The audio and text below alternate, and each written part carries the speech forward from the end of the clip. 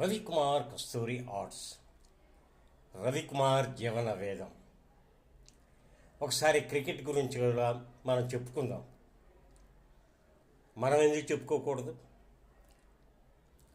2024లో జరిగినటువంటి సౌత్ ఆఫ్రికాకి భారత్కి హోరాహోరీగా జరిగింది. 18వ ఓవర్ వరకు సౌత్ ఆఫ్రికా వైపే ఉంది విజయం అంతాను.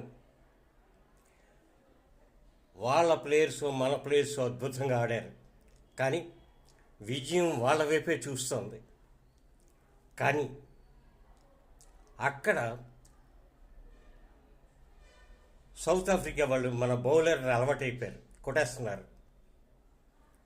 అలాంటి సమయంలో రోహిత్ శర్మ తన కెప్టెన్సీ బుర్రను ఉపయోగించి బౌలింగ్ చేయమన్నాడు. భయపడిన హార్దిక్ని బలవంతంగా చేయించాడు. తర్వాత సూర్యకుమార్ క్యాచ్, హార్దిక్ పాండ్యా బౌలింగ్, రోహిత్ శర్మ బుర్ర అంటే తెలివితేటలు, ఇవన్నీ కలిపి ఆఖరి ఓవర్లో డిసైడ్మెంట్ వచ్చి భారత్ విజేతగా నిలిచింది. 2026లో సౌత్ ఆఫ్రికా మనం ఓడించింది.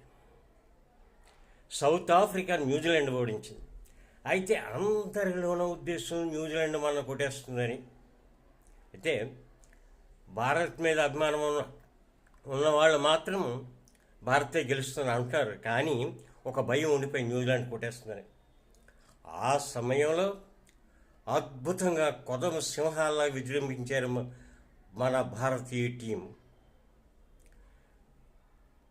సంజు శాంసన్, అభిషేక్, ఇషాన్ కిషన్, శివం డిబుల్ మర్చిపోకూడదు, అక్షర్ పటేల్ని మర్చిపోకూడదు.